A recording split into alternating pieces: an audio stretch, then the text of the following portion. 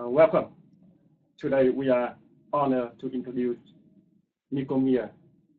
As you see and watch on website Boston Global Forum already.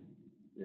He is not only a strategist and a visionary people and podcasters in internet technology politics, but also writing. He is also he is a poet. Oh, yes. We are honored to introduce you with introduce Nicco with you. Thank you. Present. Thank you very much. Pleasure to be here on the Boston Globe Forum. Hello to all those viewers out there. Now you talk first. Yeah, I talk yeah, first. you're free to give us an overview of your book. So I'm the recent author of a book called The End of Big, which surely I have a copy of right here. The End of Big from St. Martin's Press, was out this past spring. My thesis is that technology radically pushes power to individuals out of institutions. That our technology has a really powerful effect on our technology really is empowering individuals at an unprecedented rate, in an unprecedented way, and that has a dramatic impact on institutions. All of the institutions of the modern era were designed in a time, in many cases, before electricity existed, and certainly well before the advent of the smartphone. And so all of our big things, everything from big news to big political parties, big government, big militaries, big universities, big manufacturing, big movie companies, all of them really aren't prepared for the modern era, can't figure out how to navigate it. That's my summary. Get us started. Is that a good one? Yeah, that's a good one. Excellent. Are we on, Wayne? Yeah, so I figured since we have a pretty global audience, we might want to start with a little bit about your background and what your story is. Where are you from? Where did you grow up? And sort of what shaped who you are today? Sure. I was born in West Africa, in Kumasi, Ghana, and my father was in the U.S. State Department, and I grew up in U.S. embassies, mostly in Indonesia and South Korea and Malaysia. And I graduated when I was 18 from high school in Malaysia and moved to the United States to go to university at the College of William and Mary in Williamsburg, Virginia. So what were your interests growing up? How did you get involved in the technology side and the politics side?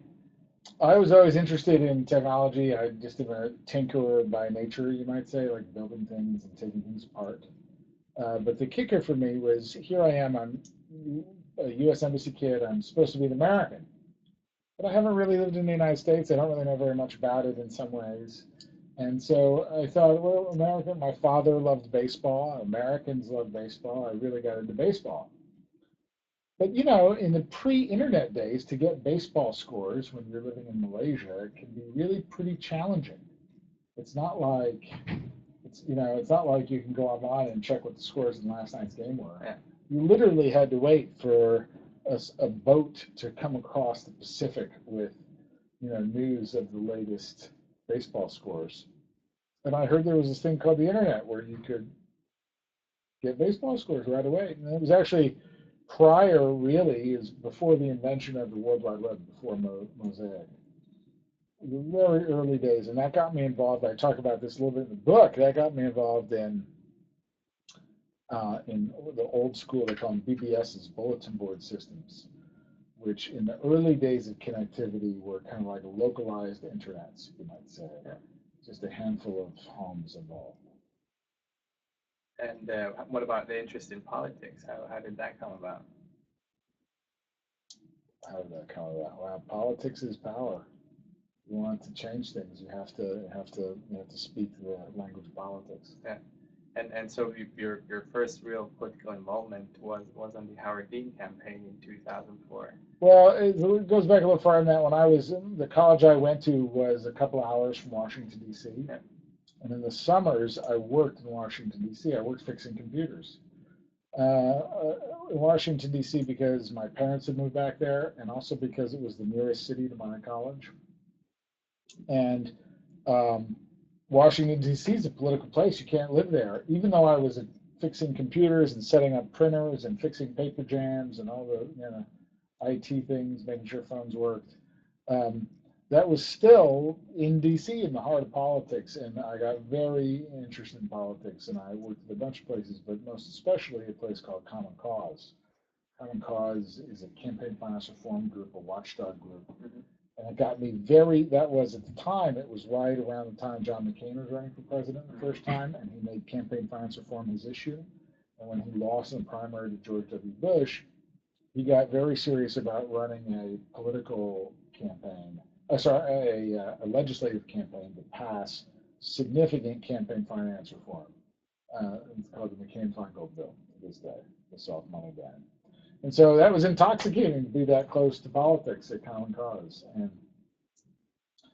that was shortly thereafter we had Bush v. Gore in the Supreme Court, and that was I don't know, that was disenchanting, demoralizing in some way. And I ended up leaving politics, moved to New York City, and was working in New York and heard a guy give a speech in a bar. Yeah. And moved to Vermont to work for Howard Dean. Yeah, that's a really, really cool story. That doesn't happen that often. We have that combination of being in the right place at the right time, with a background not having grown up in the United States. It was just everything just found the place just right. Yeah. But I didn't know it at the time. Only in retrospect is that clear. It is interesting reading your book to acknowledge that for the first 18 years of your life, you didn't live in the United States, and like you said, you didn't know much about it other than. Well, as a U.S. citizen, I spent summers visiting family here. I mean, I wasn't like I was totally without it, but and I grew up in to be a part of the U.S. Embassy is to be in politics. I mean, diplomacy is politics. So I was very conscious of being an American U.S. citizen. Always very conscious of U.S. politics because they affected our diplomacy. Yeah. I was very much a Cold War kid. I mean, I mostly grew up in U.S. embassies when Reagan was president. Yeah. And so you go up to Vermont, you join Howard Dean's campaign on the fundraising side.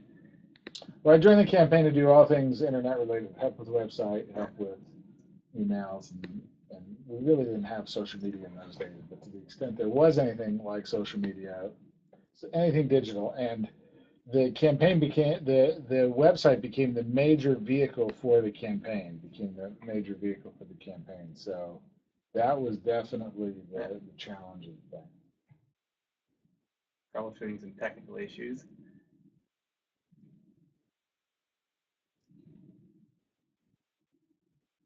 And a little lag. Yeah. Okay. Okay. Good. So for a global audience, we're live streaming this in Vietnam. Can you talk a little bit about the Howard Dean campaign? What was different about that campaign?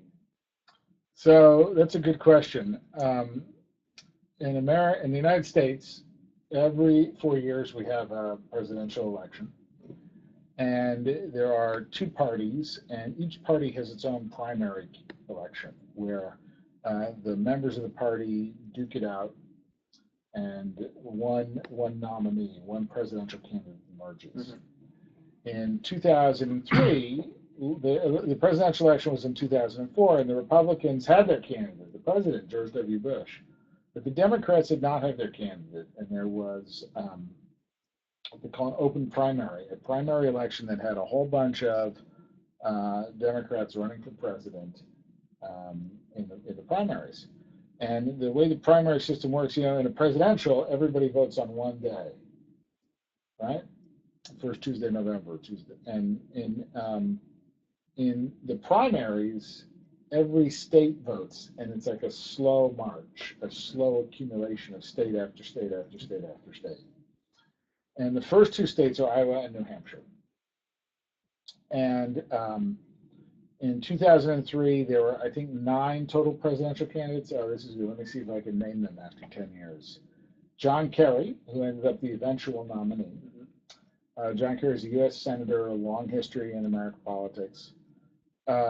Dick Gephardt, Gephardt had been the minority Speaker of the House Minority Leader in the Congress. He's a very long-time Democrat. Joe Lieberman, who had been famously, Joe Lieberman is a U.S. Senator who had famously been Al Gore's vice presidential candidate. General Wesley Clark, who was a very high-ranking Army general who had left the Army to run for president. Carol Moseley Braun, who had been a U.S. Senator from Illinois, African-American woman. Reverend Al Sharpton, a perennial favorite. Dennis Kucinich, a U.S. congressman who's very far to the left. It's only 7. There's Howard Dean, who's governor of Vermont. That's 8. But I think I'm missing one. Anyway, I'll come back to that. Sorry, I can't help with that, unfortunately. And so it was a very crowded field. Everybody's trying to run for president, and the election was the I don't remember the exact date, but the Iowa caucus was the first or second week of January. It was very early January 2004. And so this was in early 2003. There were that many declared candidates. And so it's, 6 months, 9 months before the election, people can't tell who's winning because there's been no votes. And so there's something called the money primary. And the way that works is the person who's raising the most money is generally considered the front runner. And the fundraising is disclosed quarterly. So April 1st, July 1st, October 1st, January 1st, right? The end of each quarter, the next day, you disclose how much money you raised. And it was kind of well established that John Kerry was the front runner. He was raising the most money. I think he was raising $5 or $6 million in the quarter. And it was also that everyone would keep their number secret until the last day, right? To surprise everybody. And Howard Dean, I don't remember what his first quarter numbers were, but it was the ratio was something like Kerry raising $5 million, Howard Dean raising 70 grand, and everybody else in between. It was pretty. It's actually kind of like a linear slope of sorts, and at the very end is Howard Dean. But something incredible happened, which is in Q2, in April, May, and June, Dean built a giant online movement and raised not 5, not 6, not 7 million, but almost $15 million. He set a record, set a record for primary fundraising, and it was a shock. No one saw it coming. The reason it was a shock is that in American politics, Republican or Democrat, doesn't matter. Money's really traditionally been raised 2 ways. One way is you get a list of rich people and you call them up and you ask them for money, right? And you ask them, in U.S. law, the maximum a single person can give to a candidate in an election is, was it $2,100, $2,200, something like that? A little over $2,000. And so how many rich people do you know who can write a $2,000 check? That's pretty much the game. Mm-hmm. The other way you raise money is you build a big list of people who can give $25 each, and you send them letters in the mail, ask them to give to your campaign. It's called direct mail. But direct mail is expensive because you have to buy postage. If average gift is like $25 or $30, and you're gonna give you're gonna give them to raise $1 million in $25 or $50 chunks. You have to send a lot of mail, and each piece of mail you have to buy the postage on. You have to buy a stamp, right? So it's kind of a lunatic. Yeah. It's just a lunatic situation all around. Either you have to know a lot of rich people and call them up to raise money, or you have to spend a lot of money to build a direct mail operation. And that people do that, but that takes time. That takes years, decades even. And so the internet opened up a third new way of raising money, where you didn't have to know a lot of rich people, and you didn't have to spend a lot of time building a big direct mail list and spend a lot of money on sending people mail. You could have a clear, compelling, coherent message, send an email, which cost almost nothing, and people would donate online using their credit cards. And it was at the time a real thunderclap in American politics. It was a real change because you didn't have to be a part of the establishment to raise money. if you look at American politics, in that election I just said, almost all of those people were from Washington, D.C. They lived and worked in Washington, D.C. The Howard Dean campaign was the only presidential campaign that did not have a headquarters in Washington, D.C. And so it was the first time someone from outside the establishment won the money primary, had enough money to be financially competitive. And that was that was a big deal. And of course, Dean lost in the end. But 4 years later, another guy from seriously outside the establishment used the internet to raise money to break all of the barriers the establishment had put up, and defeated Hillary Clinton, Barack Obama. And at the time, it was unthinkable. In 2007, the Democratic Party was the party that Bill and Hillary Clinton built. It was their party. They even built like the building in Washington, D.C. It was like the Bill and Hillary Clinton party. And so to lose to a man who'd been in public life less than a decade was a shock. It was just a tremendous shock. And that was made possible because the internet made Obama financially competitive. And that's actually kind of the thesis of my book. Part of my book started with, well, if I was Hillary, what would I have done?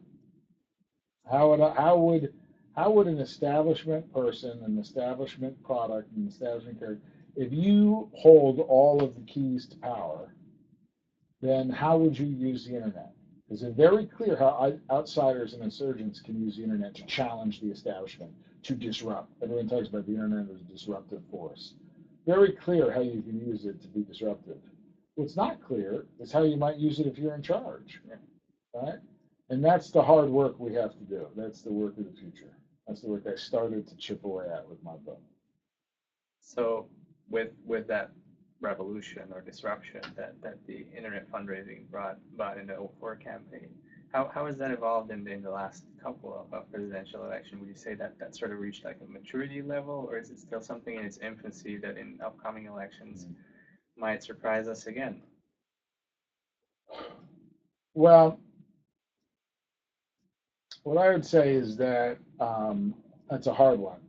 I think there's plenty of surprises ahead, but ultimately, Obama raised something like $500 million on the internet and spent almost every dime buying television ads.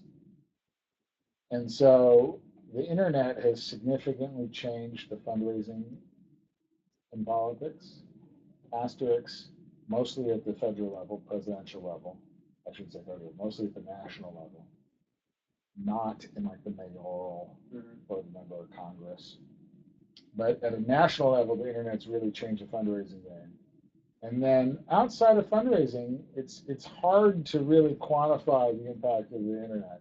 Definitely changed the nature of managing the press, dealing with the press. There's a famous, they say the boys on the bus. There's a bus that follows the presidential candidates around. It's full of journalists. And the internet, especially Twitter, has really changed that equation significantly. David Axelrod said Twitter was more important to the 2012 presidential campaign in the New York Times. And so there is a way you use the technology to manage social media. There is a way you use the social media to manage the press to change the narrative of stories. But one of the core parts of running for office is persuading people to vote for you, or persuading people not to vote for your opponent. And a lot of that's still done through very traditional advertising channels. And it's not clear when or if that will change. So how do you think, with the revolution again brought about by the internet and by social media especially, how do you think that might affect future elections in terms of defeating the establishment, which is sort of that big institution that you predict is declining? I think it's very hard I think it's too early to say how history will judge Barack Obama's presidency. Right now, it's not being judged very well, and I think part of that is because part of that speaks to the challenges of running as an insurgent and governing as the establishment. Right? And so that's just a core challenge. I remember when Obama was first elected, there was this story in the New York Times. He wasn't president yet; he was president-elect. There was a story in the New York Times about how They didn't want him to have his own email address or his own BlackBerry. And it was like, and he had to like fight to get his own phone, like the President of the United States. And that's because the pace and direction of the institution is out of sync with the technology, sometimes quite purposefully, sometimes for good reason.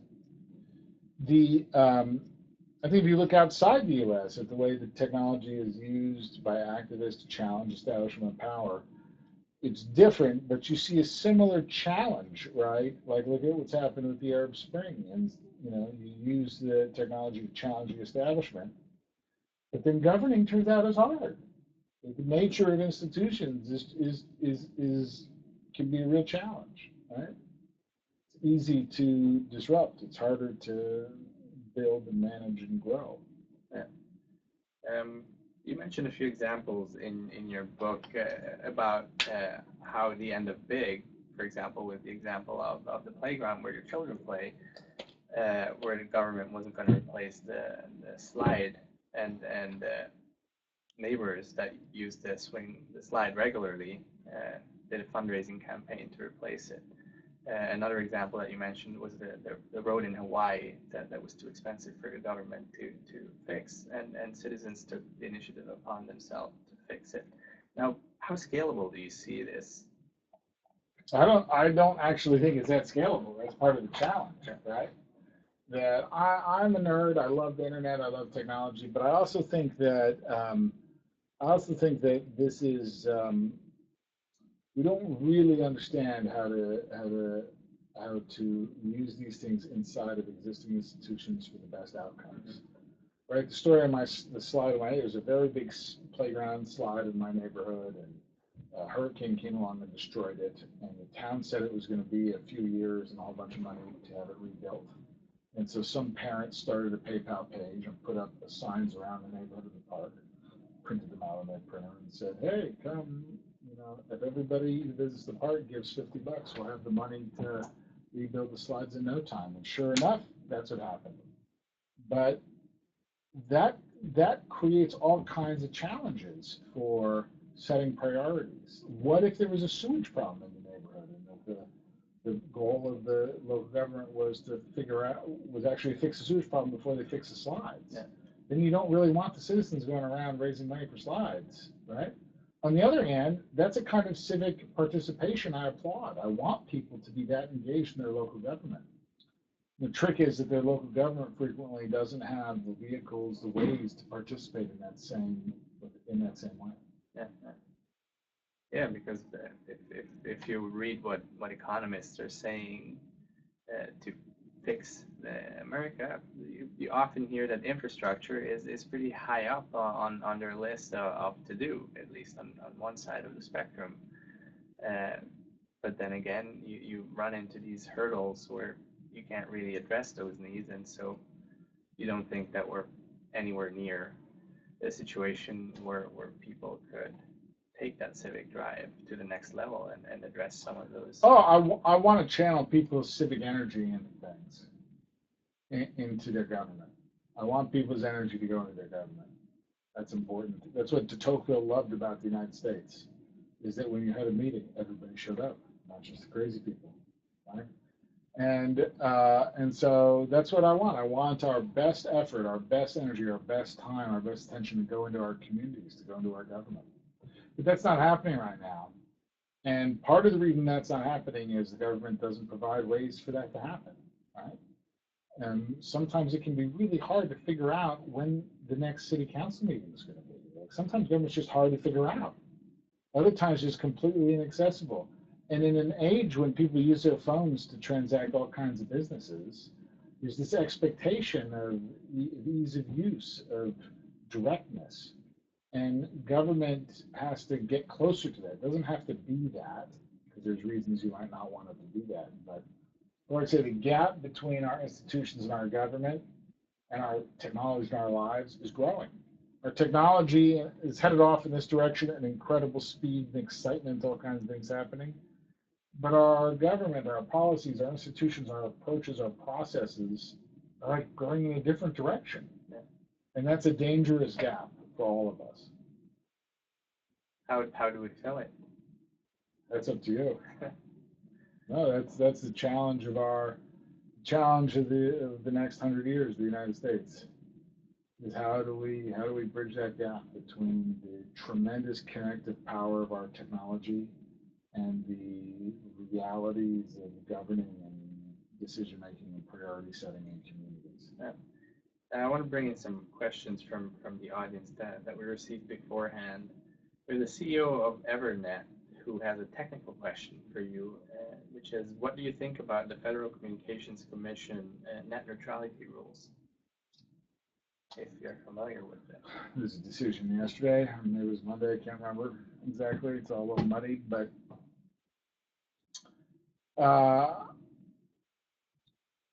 what do I think about that? Well, I think it's really essential that our technology infrastructure maintain a neutrality. I don't want Comcast or a cable provider to say, well, we'll make the New York Times load a little slower until they pay us a fee. We'll make it a little harder to get to a news source that doesn't pay us a fee. Because that can be a slippery slope to all kinds of gateways, right? And so on the one hand, I think that the infrastructure for delivery of the internet, of our media, needs to have a neutrality to it. Should not carry different kinds of financial or ideological penalties or incentives. By the same token, I do think there is, at the root of this is in some sense a question of who's going to pay for a significant upgrade to the telecommunications infrastructure of the United States. Somebody's got to pay for it. And I think part of what's fueling and motivating this net neutrality fight is, I'm sure there's some greed involved, but I'm also sure that there is a legitimate question of who's going to pay for telecommunications infrastructure upgrades. Mm-hmm. The consumer, the company, the media, there's also a kind of realignment happening where for years, many of the providers of what we think of as internet service were cable companies who made most of their money basically selling you channels, HBO, ESPN, etc. And now that you can get that content online, then that's a significant lost revenue stream for them, and they're fighting to figure out how to protect it at the same time. So I'm definitely a very big supporter of net neutrality. I believe that I don't want any kind of bias, financial, ideological, or otherwise, in any direction in terms of how our infrastructure is used to deliver media. But by the same token, I also recognize there's some market forces at work, and there's also a significant question: who's going to pay for our infrastructure upgrade? Because we need it. Our next question comes from Elizabeth from London, and it's very similar to one that we got from Takazawa Takedo from Tokyo, and it's about the future of cybersecurity, and then what role do you see cyber wars play, if any, in the coming years? Cyber war, well, there's a challenging term. I think that I have a chapter on this in the book about the role of traditional military thinking, big armies and cyber war in the digital age. Because I'm not sure it's a useful way to think about and understand threat or security.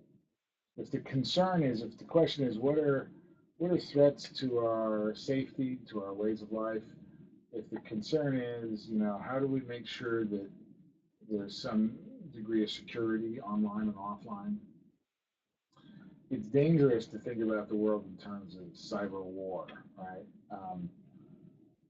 I think that my thesis is that technology pushes power to individuals. And so in the case of cyber war or cybersecurity, anybody with a $500 laptop and some significant technical skills is conceivably